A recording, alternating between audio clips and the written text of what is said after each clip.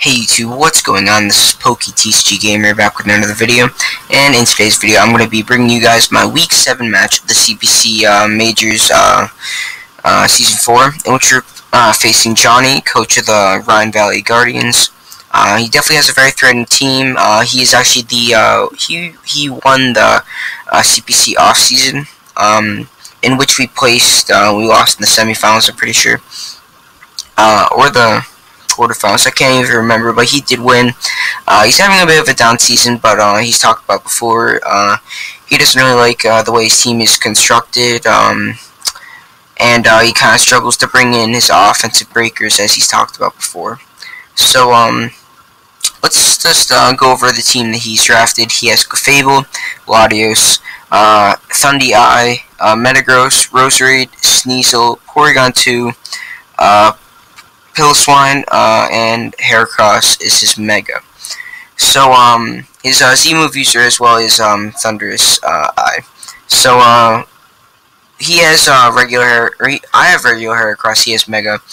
So this was definitely an interesting match to prep for. I kind of built my team, as you guys can kind of see, from offense to defense. I had a very good plan, I thought, with Heracross, and I kind of constructed my team around that.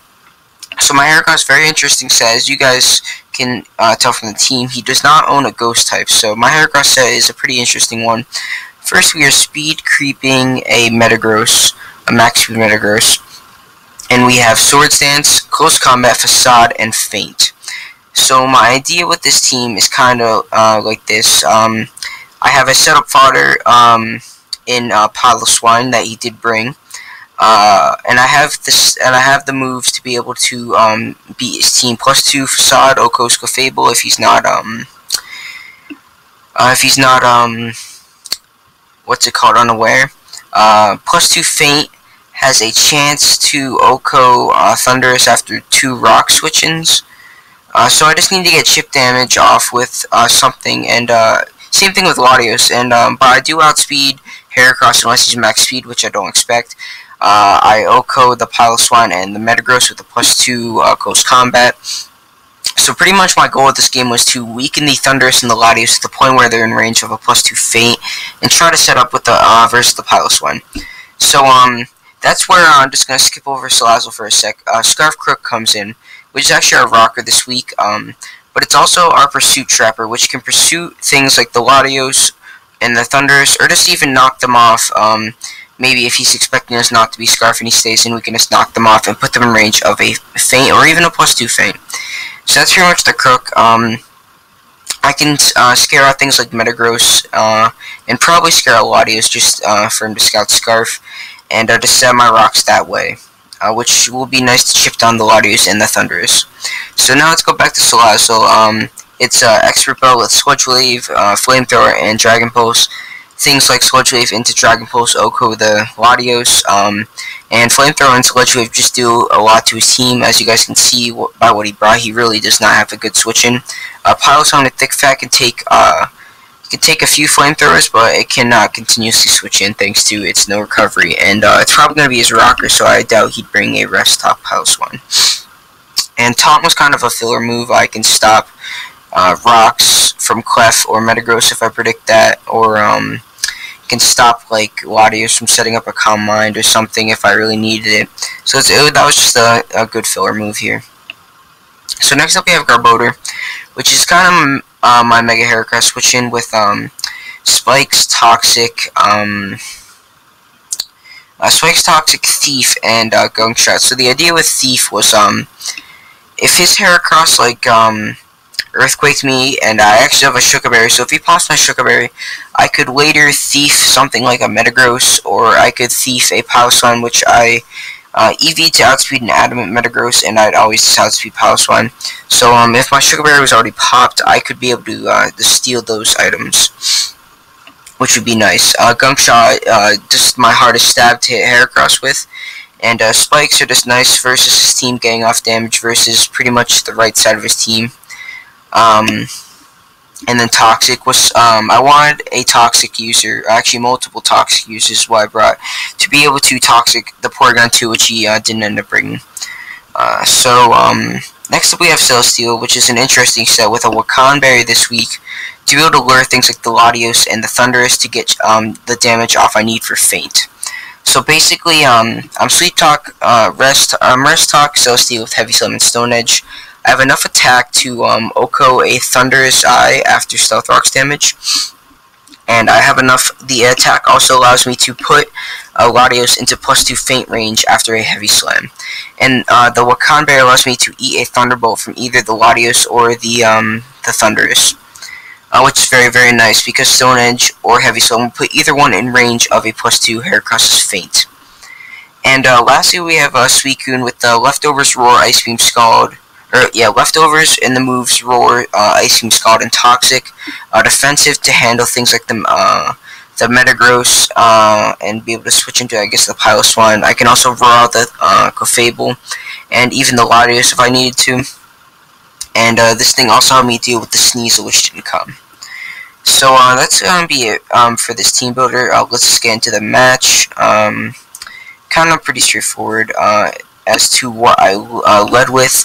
I was expecting an offensive lead of Thunderous and Latios, so I just lead off with my Scarf Crook. As you guys are going to see, he actually leads with this Thunderous, so that was a very, very good lead on my part.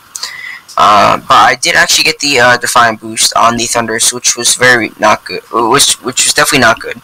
So I did some calcs, and I kind of just wanted to risk my Crook here at this point in the game, as even if he kills me with something like Superpower, Knockoff, even if he's Z-move, will put him in range of +2 Feint. And I didn't really want to go for Rocks versus a +1 Thunderous, so I just clicked Knockoff here, as he actually reveals to be Expert Belt, which I was kind of surprised about. I definitely expected some sort of Z-move versus my team. But he just U-turns out, so we actually do get to keep our Scarf Crook, which could pursue the Latios later, and put it in range of a +2 Feint. Because Thunderous is already in range of just a normal Feint right now. So right here, he goes into his Heracross, as I just go into my Garbodor, my dedicated switch, as he actually makes a very solid double to Latios. So right here, predicting my Crook, knowing it's Scarf, I was pretty confident he wasn't going to Thunderbolt here, because if I go hard into my Crook, then he just loses his Latios, or he wouldn't lose it if he stayed in predicting a Pursuit, but I'd be able to get the damage off I need for +2 Feint. So I just go into my Celsius, he drops Draco, and now I just Heavy Slam, because Heavy Slam almost guarantees me a kill, unless he goes into his Metagross. In that case I just go hard Suicune. But he just Thunderbolts, so with the -2, so it does nothing, especially with the Wakan Berry. So I just Heavy Slam here, and now you guys can see that did a lot of damage. So now he is already in range of a normal Feint as well. So now I really don't even have to set up an SD with Heracross to start doing work, because Latios and Thunderous are both in range of a non-+2 Feint. So he goes Heracross here, as I just Heavy Slam again, getting off a lot of damage on the Heracross. So now I'm able to go hard into my Garbodor, and he just Mega Evolves in close combat. It's his best move to hit my Celesteela. So right here, I know obviously I'd live a Earthquake with Sugarberry, but I could have Gunk Shot here and killed the Heracross, but I really just wanted to get up a Spike. And even if he stayed in and outsped me and killed me, I would have been able to get up a Spike. And not only that, he would take the aftermath damage after killing me as well, and I'd just be able to go on my Salazzle and pretty much claim a kill. So he just goes for close combat, as he does reveal to outspeed me. But I just get my Spike, and now I just sack off my Garbodor. No need to keep it anymore, as he takes the aftermath damage, and now I just have a free switch into my Salazzle.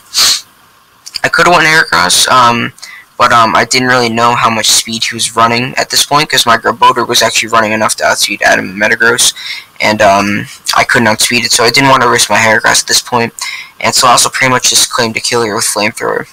So that's exactly what I click.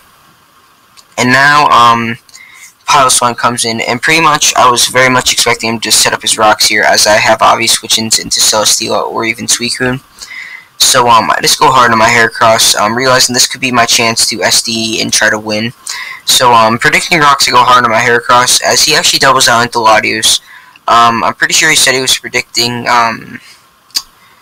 I think he was predicting Suicune. So right here, I thought a lot about this turn because at one, I didn't research the mechanics of Feint before the game, and for some reason I thought that Feint wouldn't work unless he protects or detected during the game. So I spent like 5 minutes researching this during the game, but I talked to a friend of mine who was also in the game, Hale, also known as Farty66, and he confirmed to me that Feint definitely works, even if he doesn't like go for protect or something. So after a lot of thinking, and he was also thinking a lot as well, I just Feint and I actually just kill off the Lotties, which is very, very nice for my team.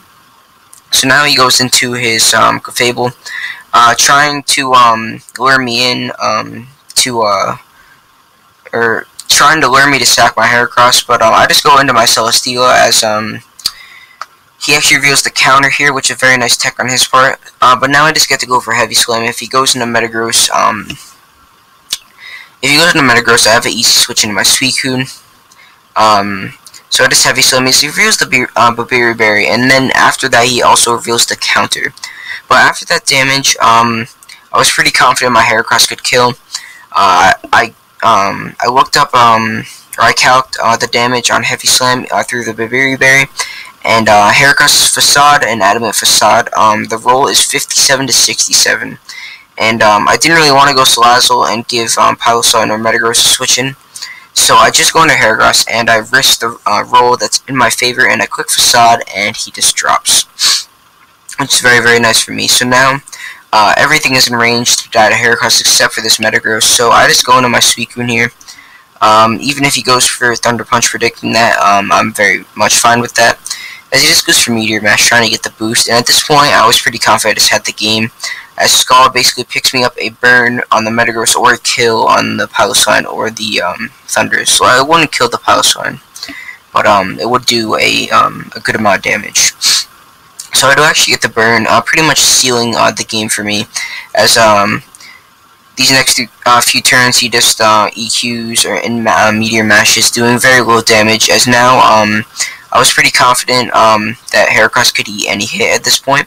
So I actually go hard Heracross, kind of kill feeding it. Heracross has not done much all season, and it already has 2 kills in this game, and I really want to just feed it more kills. So right here he goes for Ball Punch, as I just click Facade, no need to get a defense drop from close combat. As I Facade, and now he's just going to go into his Piloswine, try to Ice Shard me. As obviously it's taken 2 spikes, it's in close combat range. I just clicked that as he gets an Ice Shard crit, which doesn't matter obviously, because I'm gonna be able to live the burn damage, and now he sends in his Thunders, and I'm gonna be able to kill it off with Feint. So that is GG to Johnny. Very good game. I was very, very happy with the prep that I had. And just very happy that Heracross got 5 kills in this game, which is very, very nice.